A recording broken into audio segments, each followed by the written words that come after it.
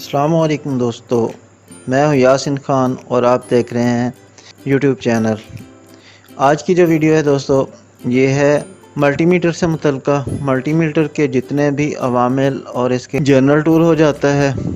Normally जो है तमाम इलेक्ट्रॉनिक्स, इलेक्ट्रिकल और HVAC जितने भी काम हैं सब में इसका इस्तेमाल किया जाता है। ख़ास तौर पर मुख्तलिफ़ अवामिल होते हैं जो कि मैं आपको तफसील के साथ बताऊँगा।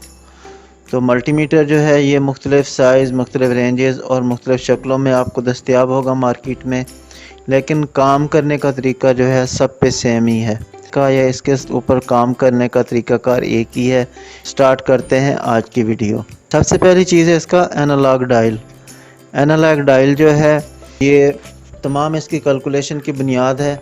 जो भी आप अमल कर रहे होंगे, चाहे आप वोल्टेज चेक कर रहे हैं, चाहे रेजिस्टेंस चेक कर रहे हैं या एम्पेयर चेक कर रहे हैं, तो तमाम चीज़ों का रिज़ल्ट आपको के एनालॉग डिस्प्ले से ही मिलेगा। इस पे मुख्तलिफ़ रेंजेस, अगर फास्ट से स्टार्ट करें ऊपर वाली साइड से, तो सबसे पहले जो है ओम की रीडिंग है। ओम की रीडिंग जो है ये ज़ीरो जो है इसका राइट साइड पे होता है। जैसे ही आप ओम पे रख के मीटर से कोई भी चीज़ चेक करेंगे तो मीटर के जो है वो राइट साइड पे चली जाएगी और चीज़ की मुज़ाहमत के हिसाब से ही आपको डिस्प्ले पे शो कराएगी। अगर आप ऊपर से गौर से देखें तो सबसे पहले राइट साइड पे ऊपर ज़ीरो, उसके बाद कुछ डॉट्स हैं, फिर 1 2 3 4 इस तरह से करके 200 तक इसकी रीडिंग दी हुई है इसके ऊपर। तो सेम इसी तरह से जिस तरह से आप बाकी नीचे अगर आ जाते हैं तो DC वोल्ट और एम्पेयर और DC वोल्ट, और सेम इसी तरह से नीचे अगर आप आते हैं तो और भी बहुत सारे इसके फंक्शन हैं। मीटर और जो चीज़ आप चेक कर रहे हैं उसका आपस में रब्ते के लिए इसमें मेल फीमेल कपलर्स लगाए होते हैं। जो मीटर के ऊपर होते हैं वो फीमेल प्लग्स हो जाते हैं और जो वायर के साथ या प्रॉड के साथ अटैच होते हैं वो मेल प्लग हो जाते हैं। और इन्हीं प्रॉड के साथ ही हम मीटर और मुतल्लिका चीज़ का आपस में रब्ता कर पाते हैं। मुख्तलिफ़ अवामिल के लिए प्रॉप्स का इस्तेमाल किया जाता है। चीज़ के कोई भी चीज़ अगर हम चेक करेंगे तो मीटर के साथ उसकी अटैचमेंट इन्हीं प्रॉप के साथ ही होगी। रोटरी सेलेक्टर स्विच, वो वोल्टेज की चेकिंग है या ओम की चेकिंग या एम्पेयर वगैरह, तो उसके लिए हमें सही सिलेक्शन करनी होती है। और इसमें ज़रा इस बात का भी ख्याल रखना होता है कि इसका जो मीटर के नाब है इसका एज एक साइड से कट बना होता है, उसी कट को ही जिस साइड पे हम रखेंगे। ऐसा ना हो, क्योंकि रोटेटरी टाइप है, अगर आप फर्ज करें उल्टा थोड़ा सा हो जाता है, वोल्टेज चेक करने लगे हैं तो आपकी इसकी दूसरी चेकिंग वाली साइड जो है वो चली जाएगी साइड पे। और अगर ओम वाली साइड पे काटो और आप मीटर को वोल्टेज वाले किसी भी प्लग में लगाएं तो मीटर आपका जल जाएगा। इसलिए सही सिलेक्शन का करना बहुत ज़रूरी है। सिलेक्शन के लिए आपको इसके रोटेटरी सेलेक्टर स्विच का कंफर्म पहले कर लेना चाहिए कि आपने इसको किस चीज़ पे सिलेक्ट किया हुआ है। उसके बाद जो है ना, आप जो अमल करना है वो उसके साथ जो काम करना है, चाहे वो आप वोल्टेज चेक कर रहे हैं, AC या DC वोल्टेज, एम्पेयर चेक कर रहे हैं या मुज़ाहमत चेक कर रहे हैं, फिर उसके बाद ही आप इस पर अमल करेंगे। रोटेटरी सेलेक्टर स्विच के बाद इसका जो तीसरा अहम हिस्सा है वो हो जाता है एडजस्टिंग नाब। एडजस्टिंग नाब जो है ये मुज़ाहमत चेक करने के वक्त पॉइंटर या सुई को ज़ीरो पर एडजस्ट करने के लिए इस्तेमाल की जाती है। तरीक़ाकार इसका ये होता है कि किसी भी सिलेक्शन पे रख के हम कि आपने दोनों प्रॉप्स को आपस में मिला लेना है। आपस में मिलाएंगे तो जैसे ही आपस में मिलाना है आपने, तो इसकी जो पॉइंटर या सुई है वो राइट साइड पे चली जाएगी। वो आपने कंफर्म करना है कि राइट साइड पे ज़ीरो से आगे है या ज़ीरो से पीछे, तो उसको आपने एडजस्टिंग नाब की मदद से ज़ीरो पे एडजस्ट करके फिर जो है अपना काम करेंगे। रेजिस्टेंस चेक करेंगे, फिर रेजिस्टेंस चेक करनी है आपने किसी भी चीज़ की। और बार बार अगर आप दूसरी सिलेक्शन पे जाते हैं, फ़र्ज़ करें पहले आपने अगर पहली सिलेक्शन पे रखा है, फिर आगे दूसरी पे रखे चले गए हैं, तो फिर आप दोबारा आपको जो है ना पॉइंटर को ज़ीरो पे एडजस्ट करना पड़ेगा। पॉइंटर को ओम चेक करते वक्त ज़ीरो पे एडजस्ट करने के लिए एडजस्टिंग नाब का इस्तेमाल किया जाता है। एडजस्टिंग स्क्रू, जो कि डायल के ऊपर ही सुई के बिल्कुल नीचे वाली साइड पे लगा होता है, जहाँ से सुई स्टार्ट हो रही है, तो पॉइंटर जहाँ से स्टार्ट हो रहा होता है। पॉइंटर के स्टार्ट पे जितने भी बाकी मामले हैं, वोल्टेज, एम्पेयर वगैरह चेक करना, तो उनके लिए पॉइंटर को ज़ीरो पे एडजस्ट। अभी आप देख सकते हैं कि जैसे ये मैंने तस्वीर दी हुई है, तो इसमें पॉइंटर जो है वो सुई जो है ज़ीरो से आगे रुकी हुई है। तो इसको ज़ीरो पे एडजस्ट करने के लिए एडजस्टिंग स्क्रू की मदद से इसको एडजस्ट किया जाता है। DCV यानी कि DC करंट के वोल्टेज, डायरेक्ट करंट के वोल्टेज को चेक करने के लिए इसमें 0.25 से वोल्टेज से लेकर 1000 वोल्टेज तक की रेंज की पे मैच कर सकते हैं आप। और इसमें एडजस्टिंग स्क्रू की मदद से जो है पॉइंटर को ज़ीरो पे एडजस्ट किया जाता है। वोल्टेज पे आप लोगों ने ख्याल करना होता है कि आपको पता होना चाहिए कि वोल्टेज रेंज क्या है। फर्ज करें अगर मिसाल के तौर पर सेल वगैरह या जो छोटे सेल होते हैं AA, AAA वाले, उनको चेक करें तो 1.5 जो है ना वोल्टेज पे होते हैं, तो इसको 2.5 पे रखा जाएगा। सेम इसी तरह से अगर 12 वोल्ट बैटरी या इससे ऊपर वाली कोई अगर 2 बैटरियाँ 24 वोल्ट वाली हैं, उनको अगर आप चेक कर रहे हैं तो फिर आप इसकी जो सिलेक्शन है वो 50 पे रखेंगे। सेम इसी तरह से बेहतर ये होता है कि सबसे बड़ी रेंज पे रख के स्टार्ट करें, और इसमें पॉजिटिव और नेगेटिव टर्मिनल का ख्याल करना होता है। रखा जाता है कि सबसे बड़ी रेंज पे रख के आप स्टार्ट कर लें, और नेगेटिव और पॉजिटिव का ख्याल करके।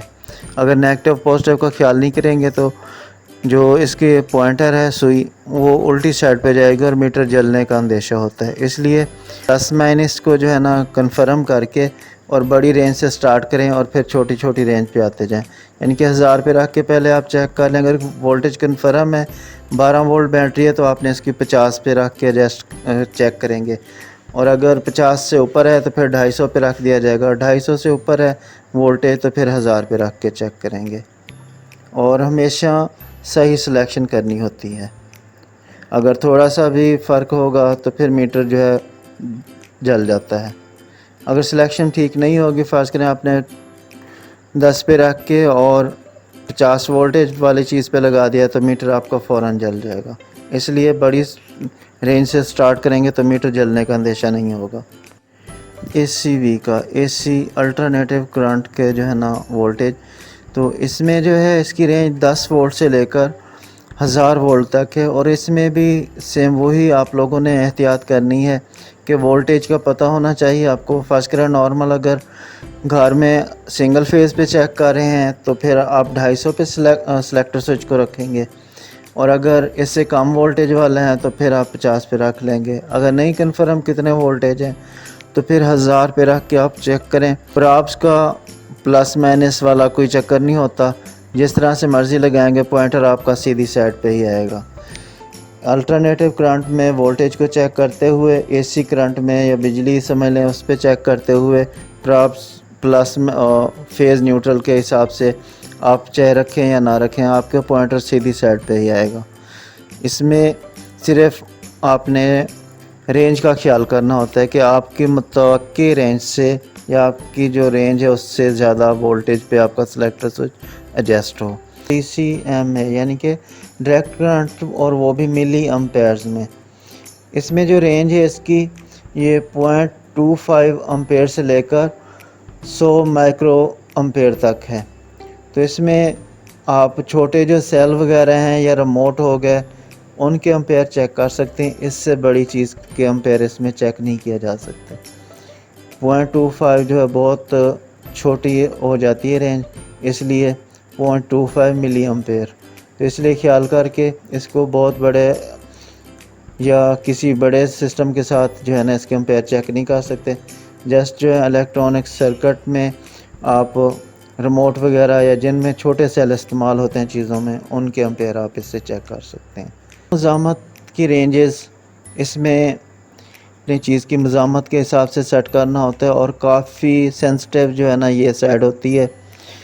सबसे पहले जो मेन एहतियातें हो जाती हैं इसमें, आपकी किसी भी जिस चीज़ को आप चेक कर रहे हो वो इलेक्ट्रिकली जो है ना किसी सर्किट के साथ अटैच ना हो, बिजली नहीं होनी चाहिए किसी भी सूरत में। इवन इतने तक एहतियात होती है इसमें कि अगर आप कोई सर्किट चेक कर रहे हैं और उसमें कोई कैपेसिटर वगैरह लगे हुए हैं तो पहले उनको डिस्चार्ज कर लें, उसके बाद आपने मीटर को सर्किट पे चेक करना है।